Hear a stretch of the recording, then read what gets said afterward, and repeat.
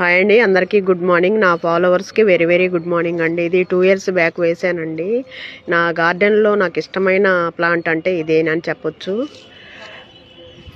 ఇది కంపోస్ట్ అండి. నేను ఇలా తయారు చేసుకొని చెట్లకి ఇచ్చుకుంటూ ఉంటాను. ఇది తడి చెత్త అండి, మన వంటింట్లో వచ్చే వ్యర్థాలతోటి ఇలా కంపోస్ట్ తయారు చేసుకుంటానండి.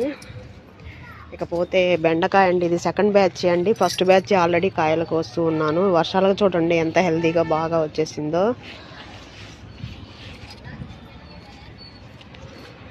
డ్రాగన్ అండి, పిల్లలు ఎంత హ్యాపీ అవుతారండి ఇలాంటి ప్లాంట్స్ అని చూస్తే.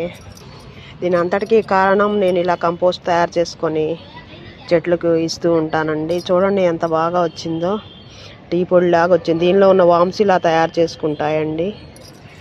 మన పిల్లలకి ఇలా మంచి ఫుడ్, ఆర్గానిక్ తోటి కెమికల్ లేకుండా ఫుడ్ని ఇస్తే చాలా చాలా మంచిదండి. ఇది దీంట్లో అంతర పంటగా వంగ కూడా వేసుకుంటానండి.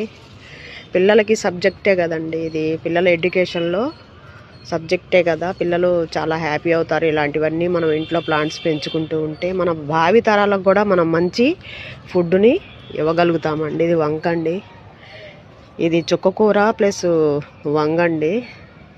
ఇది థర్డ్ బ్యాచ్ అండి. బెండకాయ 1 by 1 బ్యాచెస్ వారీగా వేసుకుంటూ ఉంటాను. ఇది బచ్చలి కూర అండి. థ్యాంక్ యూ అండి.